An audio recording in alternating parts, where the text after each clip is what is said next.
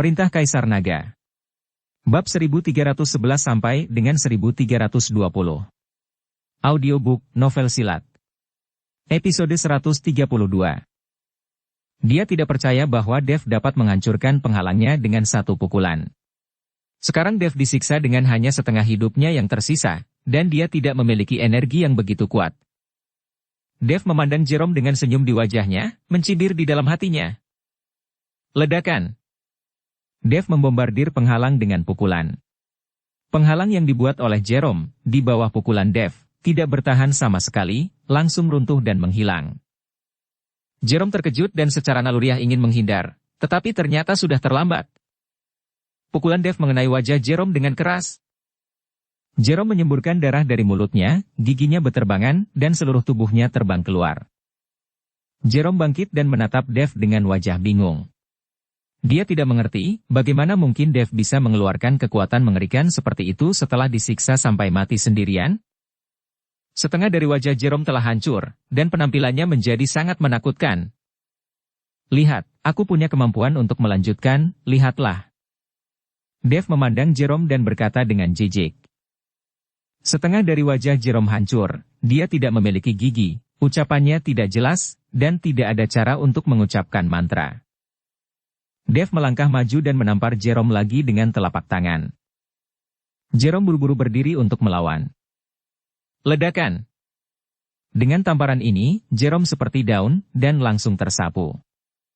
Kemudian Dev melompat dan langsung menuju Jerome, menginjak Jerome ke tanah dengan satu kaki. Tubuh Jerome langsung jatuh ke tanah, dan dirinya dalam keadaan malu. Apa? Jerome sangat marah dan berteriak keras, dia tidak punya cara untuk berbicara, jadi dia hanya bisa berteriak. Dev mengangkat kakinya dan melihat Jerome, yang sudah melepaskan pakaian, keluar dari tanah. Jerome memelototi Dev, napasnya runtuh, dan tidak ada cara untuk menyingkat. Di mana Zeke? Katakan, dan aku bisa membuatmu mati dengan bahagia. Dev berkata kepada Jerome. Jerome tidak berbicara, dan dia terdiam, hanya untuk melihatnya mengeluarkan teko dari belakang. Kemudian dia perlahan-lahan memasukkan cerat ke mulutnya, dan aliran teh mengalir ke tenggorokannya, dan ke perutnya. Dev memandang Jerome dengan heran, dia sekarat, dan dia masih ingin minum teh. Saya melihat bahwa setelah teh masuk ke perutnya, napas Jerome mulai tumbuh dengan cepat. Melihat ini, Dev langsung mengerti dan meninju Jerome. Dia tidak bisa membiarkan Jerome ini kembali ke kondisi aslinya, kalau tidak dia akan terus bertarung. Melihat ini, Jerome melemparkan teko di tangannya ke arah Dev. Teko teh melayang di udara, berputar cepat, dan aliran teh terlempar keluar dari teko. Air teh langsung berubah menjadi serangkaian panah air, dengan kekuatan langit dan bumi, dan melesat ke arah Dev dengan cepat. Ada semakin banyak panah air, dan akhirnya berubah menjadi hujan panah, langsung menutupi Dev. Saya tidak berpikir itu adalah senjata ajaib. Tubuh Dev meledak dengan cahaya keemasan, dan tubuh emas yang tidak rusak langsung aktif. Hujan panah menghantam Dev, membuat suara dentang. Meskipun kekuatan setiap hujan panah tidak terlalu besar, serangan jenuh kepadatan semacam ini masih membuat Dev sedikit tak tertahankan. Saya melihat bahwa sisik pada tubuh jatuh, dan tubuh emas yang tidak rusak perlahan menghilang. Dev buru-buru meraih pedang pembunuh naga dan dengan penuh semangat mengayunkan ruang hampa udara, membuat panah itu tidak mengenainya. Pedang pembunuh naga dilepaskan dan mulai berputar sendirinya, menghalangi hujan panah ke arah Dev, sementara Dev melompat dengan sekuat tenaga. Dev menampar kepala Jerome dengan telapak tangannya, dan langsung meledakkan kepala Jerome. Napas Jerome langsung layu, dan seluruh tubuhnya jatuh ke tanah dengan keras. Jerome sudah mati, dan teko teh dengan cepat jatuh ke tanah tanpa ada yang mengendalikannya. Dev mengulurkan tangannya, menangkap teko, melihatnya dua kali, dan menyimpannya di cincin penyimpanan. Ketika keluarga Luo melihat ini, mereka semua lari ketakutan. Dan Dev menyusul pengurus rumah tangga keluarga Luo dengan berjalan cepat. Di mana Zeke? Dev bertanya kepada kepala pelayan dengan dingin. Jangan bunuh aku, jangan bunuh aku. Pengurus rumah tangga gemetar, Tuan Ning telah ditempatkan di gudang, saya bisa membawa Anda ke sana. Dev memandang pengurus rumah tangga dengan sangat ketakutan, dan melepaskannya, jika kamu berani bermain trik, aku akan menghancurkan kepalamu. Tidak berani, saya tidak berani. Beraninya pengurus rumah tangga berani mempermainkan, bahkan Jerome bukan lawan Dev, apalagi dia. Pengurus rumah tangga gemetar dan membawa Dev ke gudang. Pada saat ini, di gudang, Zeke melihat tumpukan spar obat di gudang, dan matanya berbinar. Lihatlah betapa putus asanya kamu. Meskipun ada banyak bahan, itu tidak cukup bagimu untuk mencapai ranah Wuhou. Pada saat ini, sebuah suara tua berkata di benak Zeke. Lalu bagaimana aku bisa sampai ke ranah Wuhou dan membunuh Dev itu? Zeke bertanya.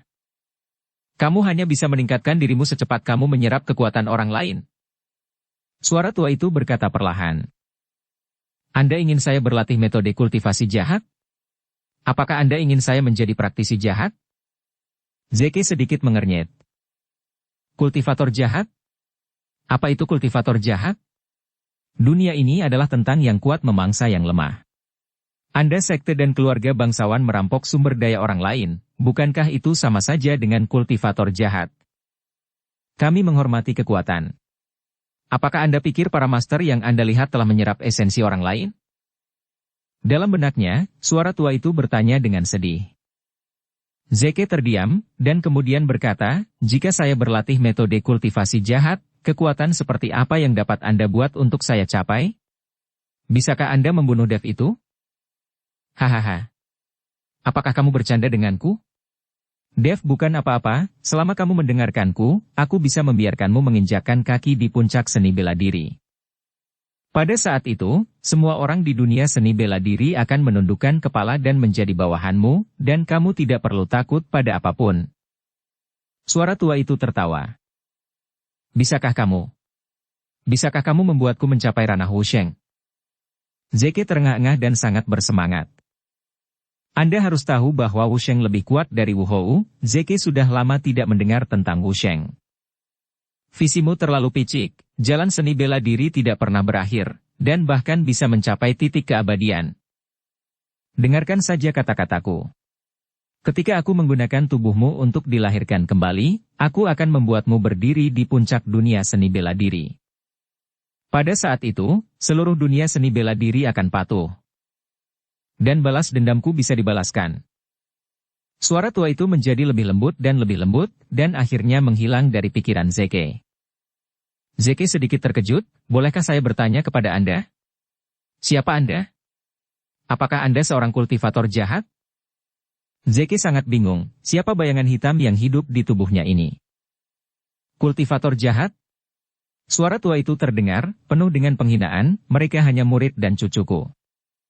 Zeke tidak mengatakan apa-apa, tetapi dia bisa merasakan bahwa bayangan hitam yang berada di tubuhnya ini jelas bukan pria biasa.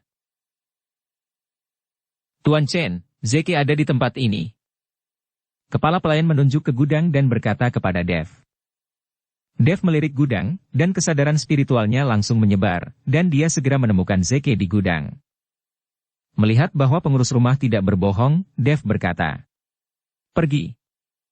Kepala pelayan dengan senang hati melarikan diri. Pada saat ini, Zeke hendak berlatih di gudang, dan suara lama di benaknya langsung mengingatkannya, Dev ada di sini. Zeke terkejut dan hendak keluar dari gudang untuk melihat-lihat, tetapi melihat bahwa pintu gudang ditendang terbuka oleh Dev. Dev, kamu benar-benar di sini? Zeke menatap Dev dengan heran. Aku berkata, jika kamu melarikan diri ke ujung bumi, aku akan menemukanmu. Dev menatap Zeke dengan dingin. Bagaimana dengan Jerome? Ketika kamu datang ke rumah Luo, apakah tidak ada yang menghentikanmu? Zeke sedikit terkejut, mengapa Jerome tidak menghentikan Dev? Alasan mengapa dia datang ke sini adalah untuk menggunakan pisau untuk membunuh orang dan membiarkan Jerome membunuh Dev. Tapi sekarang Dev muncul di depannya, dan Jerome tidak terlihat, Zeke sangat bingung. Dia pergi ke neraka, kamu akan segera melihatnya. Mata Dev sedikit menyipit, dan matanya penuh dengan niat membunuh. Apa? Kamu membunuh Jerome juga? Zeke sedikit terkejut. Dia tidak pernah berpikir bahwa Jerome akan dibunuh oleh Dev begitu cepat. Setidaknya ini adalah Mobei, wilayah Jerome. Dan dia juga mendengar bahwa Jerome sangat pintar. Bagaimana dia bisa dibunuh oleh Dev dengan mudah? Pada saat ini, Zeke menatap Dev dengan panik. Dia sedang berpikir tentang bagaimana melarikan diri, dan menghadapi Dev, dia tidak memiliki semangat juang. Dev juga melihat bahwa Zeke takut dan hendak melarikan diri, jadi dia mendahuluinya. Dia tiba-tiba meninju Zeke, dan dia tidak bisa membiarkan Zeke melarikan diri dengan lingkaran Qian Kun. Zeke tidak memikirkan serangan mendadak Dev, yang membuat Zeke tiba-tiba panik. Dia hanya setengah langkah Wu Hou sekarang, tidak mungkin melawan Dev. Terburu-buru, Zeke melemparkan pukulan, mencoba memblokir Dev. Tapi itu sia-sia, saya melihat lengan Zeke menekuk dengan aneh dalam sekejap. Segera setelah ditinju dengan keras di dada, lubang darah dengan kepalan tangan muncul di dada Zeke. Zeke melihat dadanya, dan seluruh orang itu bodoh.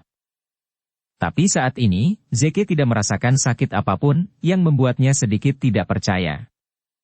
Hal-hal yang sia-sia, pertarungan yang kuat satu sama lain, yang paling menakutkan dan penakut, sekarang kamu serahkan tubuhmu kepadaku, dan aku akan berurusan dengannya. Suara tua terdengar di benak Zeke. Zeke masih tidak bereaksi, hanya merasa pusing dan tidak tahu apa-apa. Pada saat ini, Zeke, yang berdiri di depan Dev, tiba-tiba memiliki senyum aneh di wajahnya. Hehehe, Zeke tertawa aneh, pukulan ini sangat bagus, tetapi tidak bisa membunuhku sama sekali. Setelah berbicara, tubuh Zeke mulai berubah, dan kemudian luka seukuran kepalan tangan itu sembuh dengan mata telanjang. Segera, tubuh Zeke pulih seperti sebelumnya, otot-otot di tubuhnya memancarkan cahaya gelap, dan seluruh tubuhnya tampaknya telah mengubah tubuh. Dev mengerutkan kening, matanya penuh dengan luar biasa. Dia benar-benar bisa merasakan pada saat ini bahwa tubuh Zeke terus berubah, dan perubahannya semakin sulit. Selain itu, temperamen dan aura seluruh tubuh Zeke telah berubah, dan itu menjadi sangat berbeda. Siapa kamu? Jata ajaib. Dev menatap mata Zeke dan bertanya dengan dingin. Tentu saja aku Zeke, bukankah kamu selalu ingin membunuhku? Kalau begitu cobalah. Sudut mulut Zeke terangkat tinggi, dan matanya dalam dan menakutkan. Meskipun Dev tidak tahu apa yang sedang terjadi, dia sudah merasakan bahayanya. Cahaya keemasan di tubuhnya mulai berkedip, tubuh emas yang tidak rusak diaktifkan, dan potongan sisik emas menutupi tubuh Dev. Hahaha, tubuh emas itu tidak buruk, tidak peduli latihan apa yang Anda gunakan untuk melindungi tubuh Anda tidak akan pernah lebih baik dari saya, karena saya adalah tubuh yang abadi. Zeke mengangkat kepalanya dan tertawa arogan. Dev tidak mengatakan apa-apa. Bahkan, dia juga abadi. Selama ramuan emas tidak dihancurkan, dia perlahan bisa pulih. Dev menatap Zeke, dan tiba-tiba bergegas menuju Zeke lagi. Ketika Zeke melihat ini, tinju hitam emas langsung tercetak di atasnya. Ledakan. Setelah ledakan keras, seluruh gudang langsung terkoyak, dan bahkan villa di kejauhan langsung runtuh oleh kekuatan ini. Asap dan debu ada di mana-mana, menutupi tubuh kedua orang itu. Lengan Dev sedikit gemetar, dan wajahnya sangat suram. Zeke hanyalah kekuatan setengah langkah Wu Hou, tidak mungkin memiliki kekuatan seperti itu, dan bahkan lebih tidak mungkin untuk menghentikan pukulan kerasnya. Tapi sekarang, Zeke tidak hanya memblokirnya, tetapi lengan Dev juga mengalami kekuatan kejut yang sangat besar. Orang ini pasti bukan Zeke. Dev berpikir dalam hati, tetapi jika orang di depannya bukanlah Zeke, lalu siapa itu? Asap perlahan menghilang. Dev dan Zeke dipisahkan jarak 3 meter dan saling memandang. Tak satu pun dari mereka bergerak. Pukulan tadi menghancurkan semua yang ada di sekitar mereka. Kamu adalah Wu Hou setengah langkah, tetapi tiba-tiba kamu menjadi begitu kuat, dan tubuh fisikmu menjadi sangat kuat. Siapa kamu? Atau metode kultivasi jahat macam apa yang kamu gunakan? Dev bertanya pada Zeke. Jika Zeke ada di depannya, maka Zeke pasti telah menggunakan beberapa teknik untuk memperkuat kekuatannya dalam waktu singkat. Kamu tidak perlu tahu, kamu hanya perlu tahu, kamu akan segera mati. Zeke menatap Dev dengan dingin, dan aura di tubuhnya mulai naik dengan hebat. Dalam napas ini, ada paksaan tanpa akhir, seolah-olah Zeke pada saat ini adalah kedatangan raja. Aku ingin melihat siapa yang akan mati. Mata Dev sedikit menyipit, dan seluruh orang itu berubah menjadi kepalan emas besar yang disepuh emas, dan menghantamkannya ke arah Zeke dengan keras. Kedua orang itu terpisah 3 meter, dan pukulan ini hampir dalam sekejap mata. Ada ledakan suara di udara, dan seluruh ruang tampaknya terkoyak oleh pukulan Dev, dan pukulan mengerikan itu menyebar. Pada pandangan pertama, tangan Dev tampak memegang matahari yang menyilaukan, dan udara yang terik bergulir, menutupi Zeke.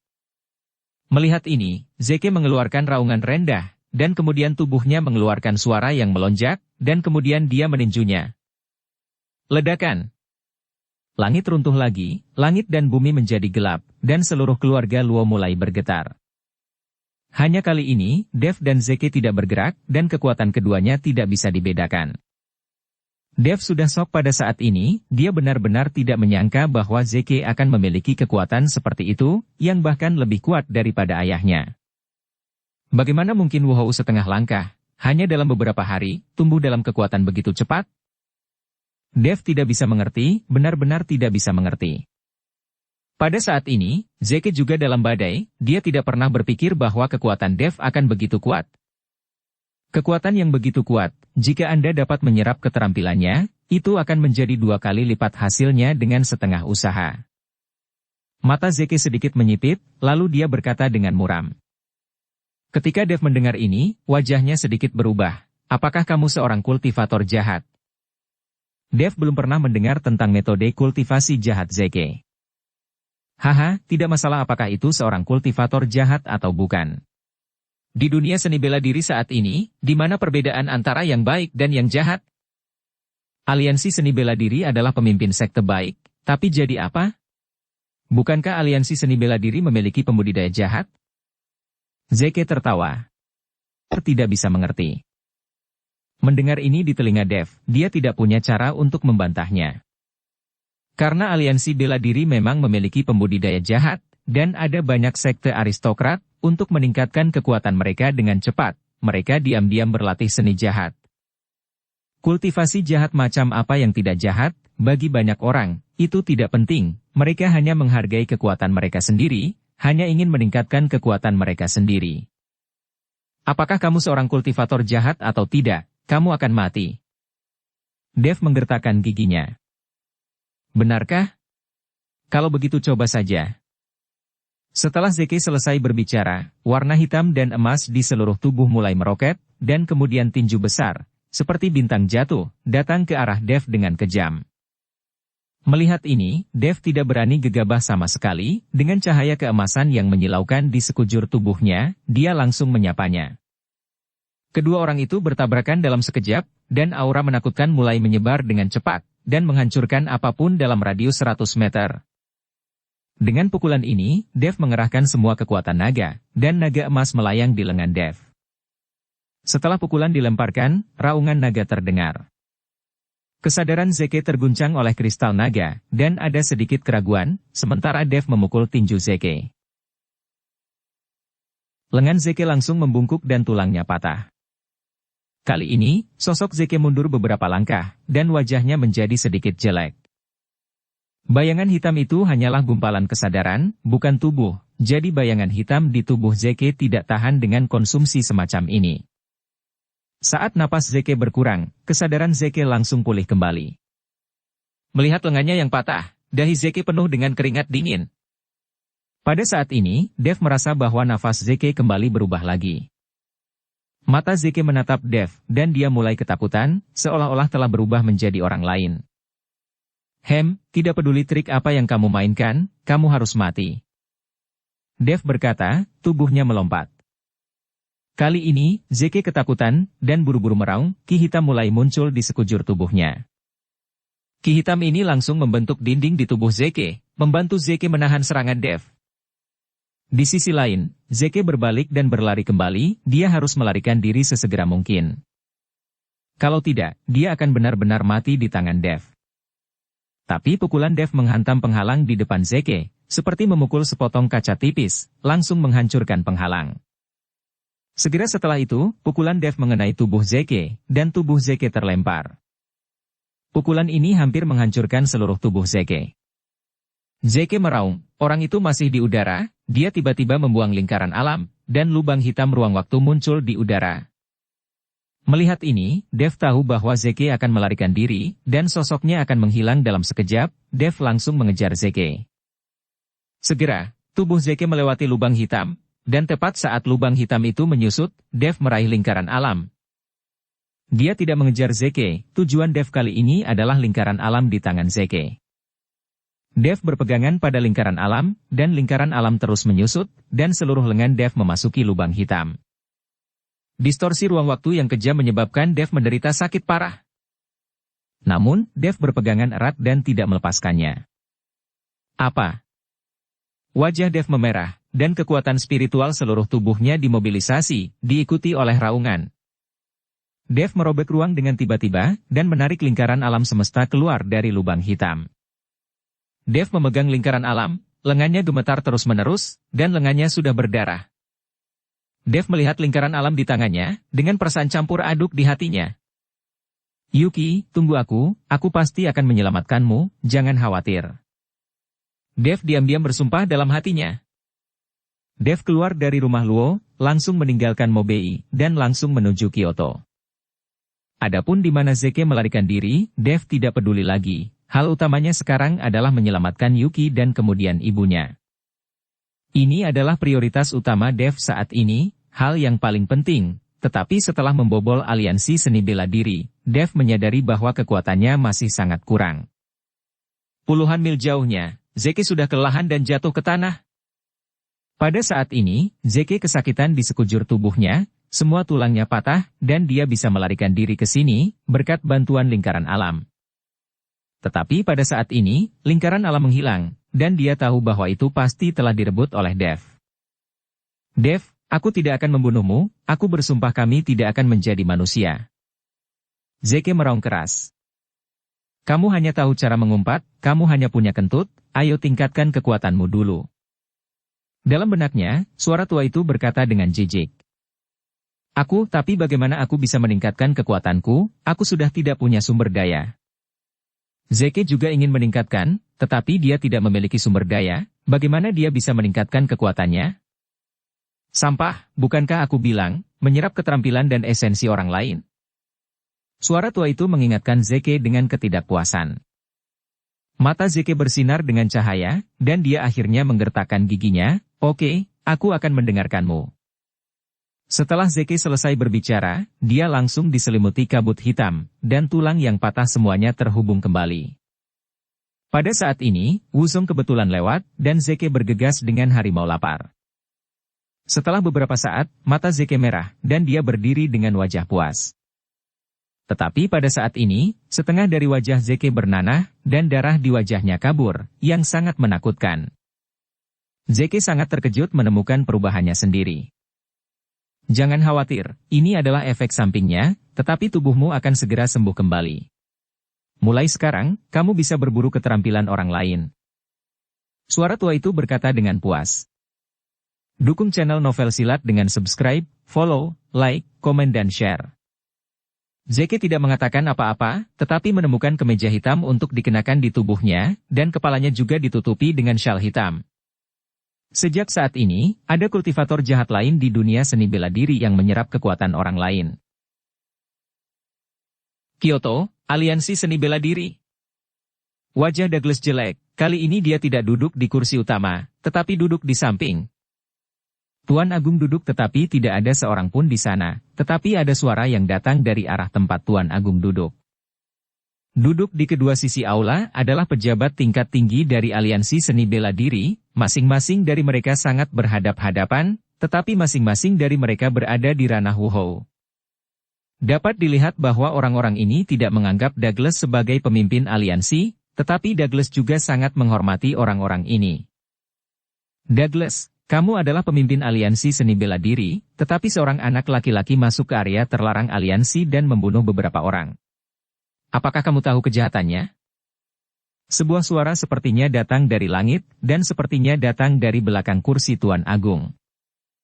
Hanya mendengar suara ini membuatku bergidik.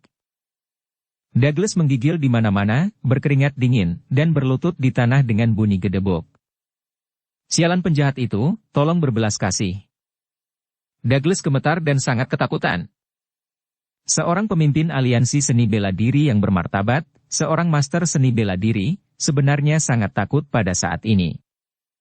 Jika ada yang melihatnya, itu akan menjadi lelucon besar. Apakah kamu yakin bisa membunuh Dev itu? Anak ini tidak boleh ditahan. Tuan Agung bertanya. Ya, aku pasti bisa membunuh Dev, yakinlah.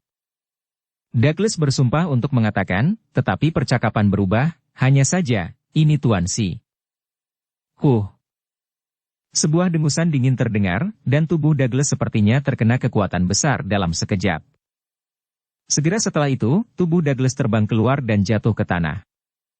Douglas terkejut, tidak berani ragu sama sekali, dan segera naik kembali ke aula. Semua orang berada di sini, tetapi mereka belum pernah melihat wajah yang Tuan Agung ini, tetapi ketika Tuan Agung mendengus, itu membuat Wu Hou tanpa kekuatan untuk melawan, yang menunjukkan betapa kuatnya Tuan Agung ini. Jangan khawatir, aku pasti akan membunuh Dev itu. Douglas bersumpah untuk menjaminnya. Setelah Douglas selesai berbicara, suasana di seluruh aula tiba-tiba menjadi rileks, dan semua orang menghela nafas lega, membuktikan bahwa Tuan Agung telah pergi. Douglas, kamu bisa melakukannya sendiri. Jika kamu tidak bisa menangani masalah ini, kami tidak keberatan menunjuk kembali pemimpin aliansi seni bela diri. Semua pejabat tingkat tinggi itu memberi peringatan dingin kepada Douglas. Setelah berbicara, orang-orang ini telah meninggalkan aliansi seni bela diri dalam sekejap mata. Melihat aula yang kosong, Douglas mengatupkan giginya erat-erat dan mengepalkan tinjunya. Dev, sepertinya kamu harus mati. Cahaya dingin melintas di mata Douglas. Paviliun Penegakan Hukum.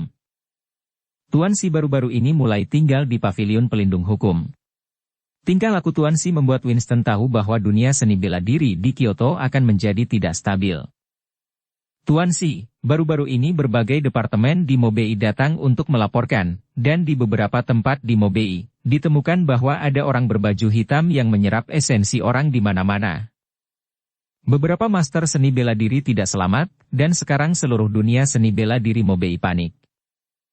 Jack Sing, kapten tim penegak hukum, melapor kepada Tuan Si dengan ekspresi serius. Winston mendengarkan dan tidak bisa menahan diri untuk tidak tertegun.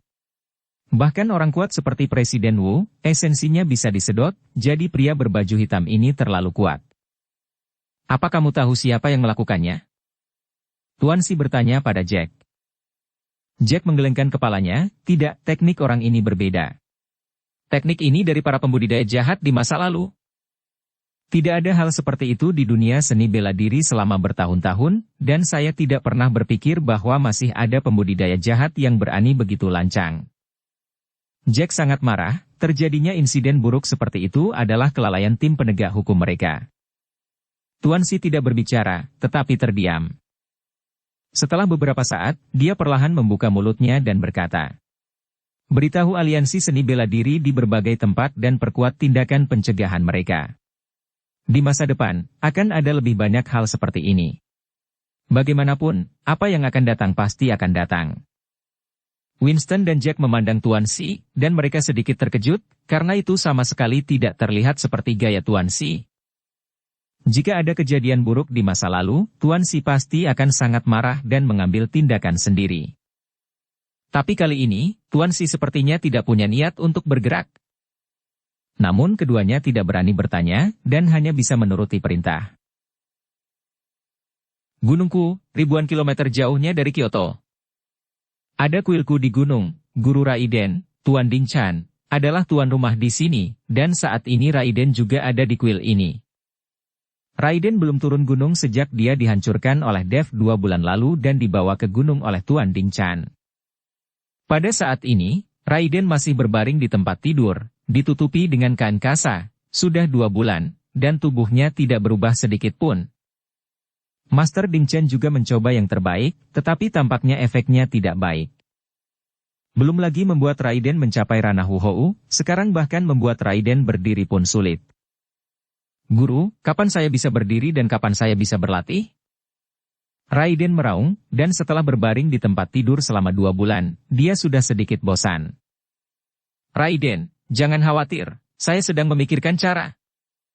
Tuan Dinchan hanya bisa menghibur Raiden. Guru, jangan berbohong padaku, apakah aku tidak akan pernah bisa berdiri lagi? Apakah aku tidak akan pernah bisa membalas dendam pada Dev? Raiden bertanya pada Tuan Dinchan dengan enggan. Master Dinchan menghela nafas, dia tidak mengatakan apa-apa, tetapi ekspresi wajahnya mengatakan segalanya. Dia menghabiskan semua metode, tetapi dia tidak bisa menyembuhkan Raiden, dan sekarang dia juga dalam dilema, bagaimana dia bisa menjelaskan kepada Jaiden. Melihat penampilan Tuan Dinchan, Raiden tiba-tiba berteriak histeris. Kenapa? Kenapa? Tuhan tidak adil padaku. Aku akan membunuh Dev itu, aku akan membiarkan dia merasakan berbaring di tempat tidur, aku akan membunuhnya. Raiden sangat emosional sehingga semua perban di tubuhnya terlepas, jadi Tuan Dinchan buru-buru menahan Raiden. Raiden, diamlah. Kamu tidak punya kesempatan sama sekali, hanya. Tuan Dinchan ragu-ragu. Guru, apakah ada yang bisa Anda lakukan? Katakan. Raiden sepertinya melihat harapan di matanya. Jika kamu ingin pulih sekarang, kamu harus memiliki roh jahat masuk ke tubuhmu dan biarkan roh jahat memulihkan tubuhmu. Tuan Dinchan mengertakkan gigi dan berkata. Ketika Raiden mendengar ini, dia langsung jatuh ke dalam kebingungan, dia tidak mengerti roh jahat apa yang masuk ke dalam tubuh, dan dia tidak mengerti apa yang dikatakan Tuan Dinchan. Guru, apa maksudmu? Selama aku bisa pulih, aku akan melakukan apa saja. Raiden sekarang hanya ingin memulihkan tubuhnya dan membalas dendam, tidak peduli roh jahat macam apa dia. Raiden, kamu harus memikirkannya, roh jahat akan memasuki tubuhmu, dan seluruh dirimu bukan manusia atau hantu, dan bahkan mungkin melahap jiwamu. Master Dinchan mengikuti Raiden untuk berbicara tentang bahaya roh jahat memasuki tubuh. Guru, Anda bisa melakukan apa saja, itu lebih baik daripada berbaring di tempat tidur sepanjang hidup, dan saya bersedia. Raiden berteriak putus asa. Erat-erat dan mengepalkan tinjunya. Master Dinchan merenung sejenak, lalu menggertakkan giginya dengan keras dan berkata. Oke, sebagai guru, saya akan memenuhi permintaan Anda. Lalu, Tuan Dinchan keluar dari ruangan, tetapi segera kembali. Tapi kali ini, dia memegang ikan kayu di tangan, dan ikan kayu halus itu tertutup debu. Master Dinchan dengan lembut menyeka debu dan menatap ikan kayu di tangannya, saya harap keputusan saya tidak salah. Setelah Master Dinchan selesai berbicara, dia melihat kata-kata di mulutnya, dan cahaya keemasan bersinar dari ikan kayu itu. Melihat situasi ini, Raiden segera melebarkan matanya.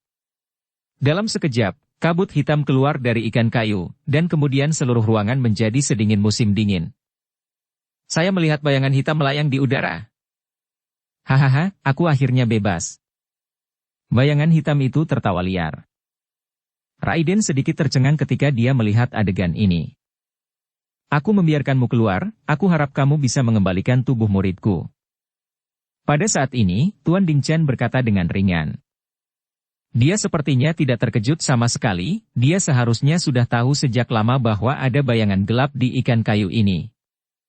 Bayangan hitam itu melirik Tuan Dinchan, dan kemudian ke Raiden yang sedang berbaring di tempat tidur.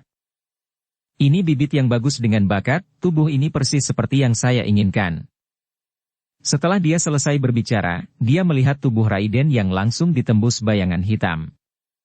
Mata Raiden terbuka lebar, wajahnya penuh kengerian, dia hanya merasa pusing untuk sementara waktu, dan kemudian sepertinya ada suara orang lain di benaknya.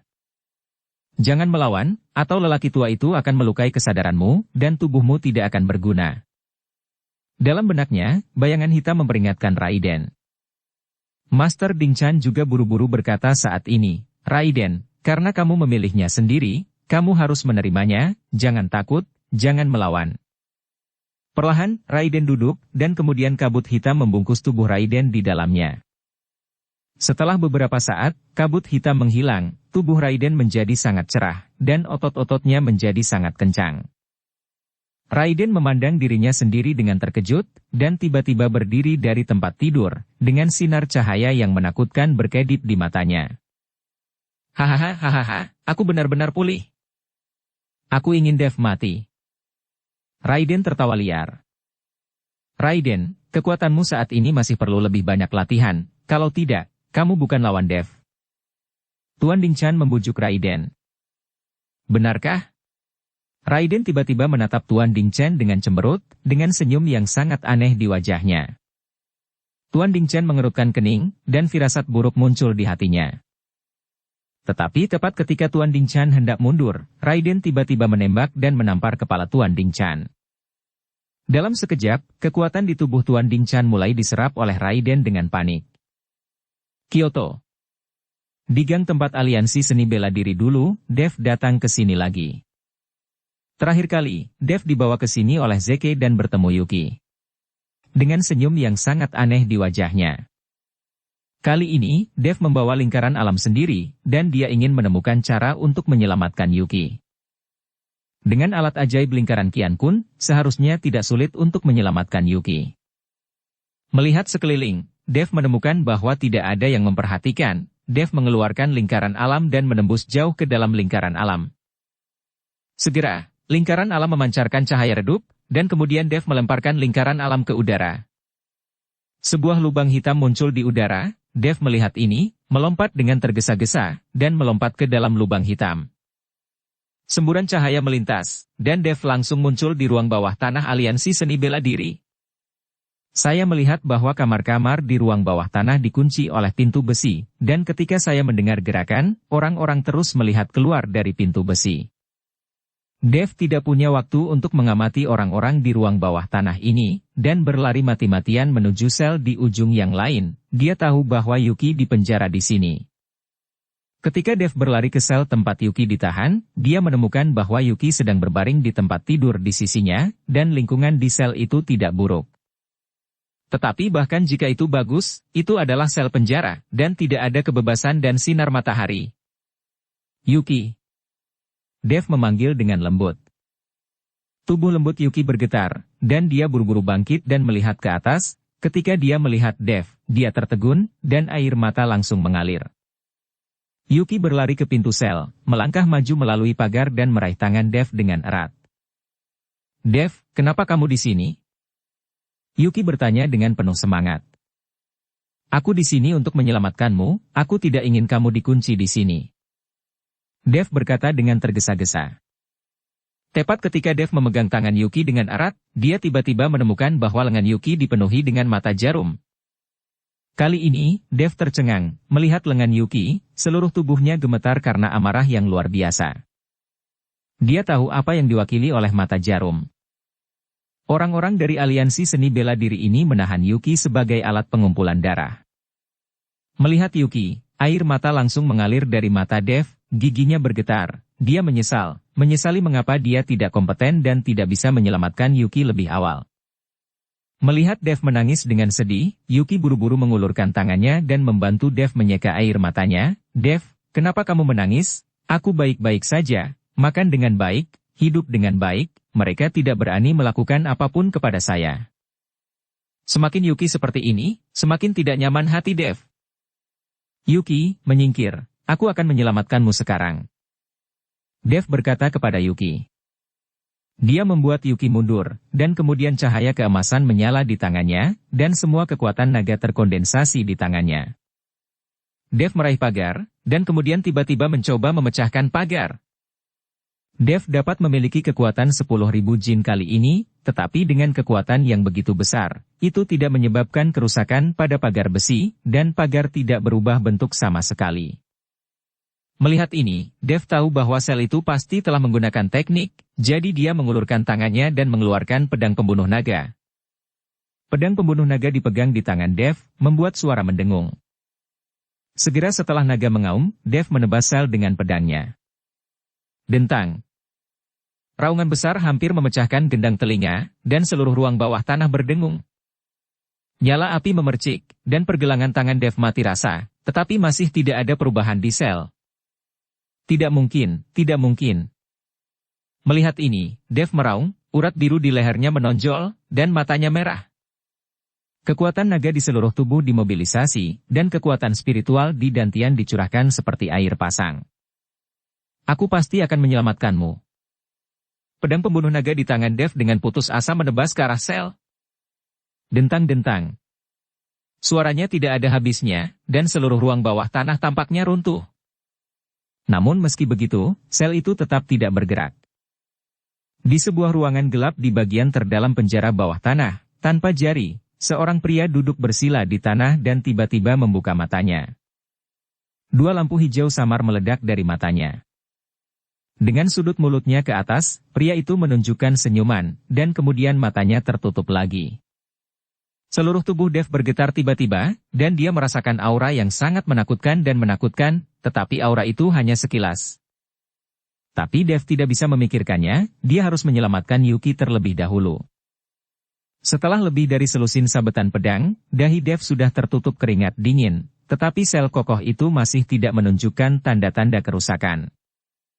Dev, sel penjara aliansi seni bela diri pasti sangat kuat. Jika kamu tidak bisa membukanya, kamu harus pergi dengan cepat.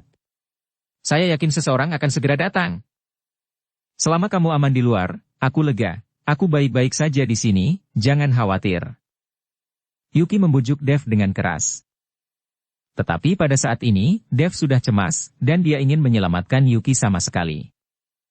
Dev melotot, menggigit ujung lidahnya dengan keras, dan kemudian darah dari ujung lidah langsung menyembur ke pedang pembunuh naga.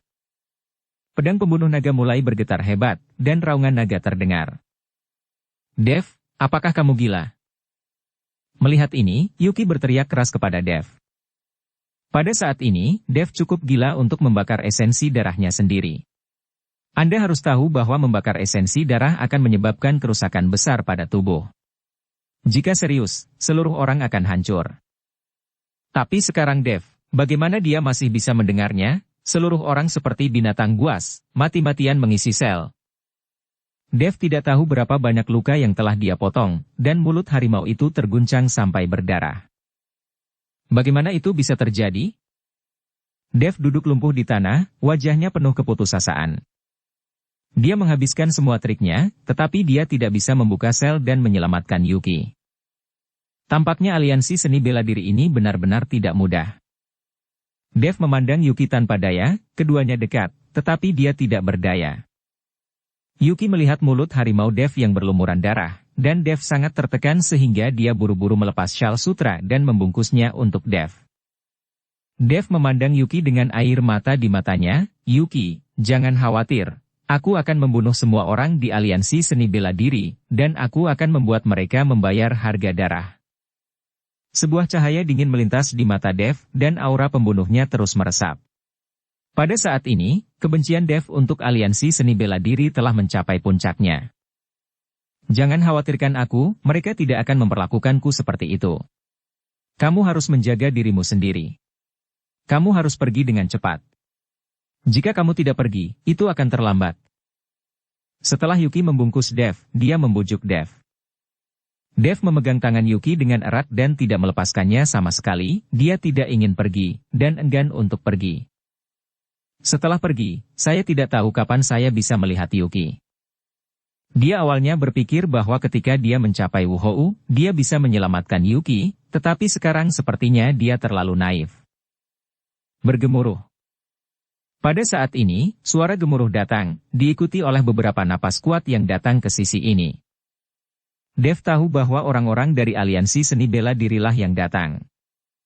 Yuki mendorong Dev pergi dengan putus asa. Dev, cepat, cepat, selama kamu melindungi dirimu sendiri, aku punya harapan, apakah kamu ingat? Dev memandang Yuki, dia tidak ingin pergi, dia tidak ingin melihat Yuki tinggal di sini sendirian. Dev, jika kamu tidak pergi, aku hanya akan berpura-pura mati di sini, sehingga kamu tidak perlu khawatir tentang aku.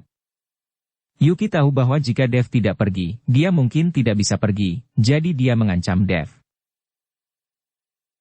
Bersambung ke episode 133.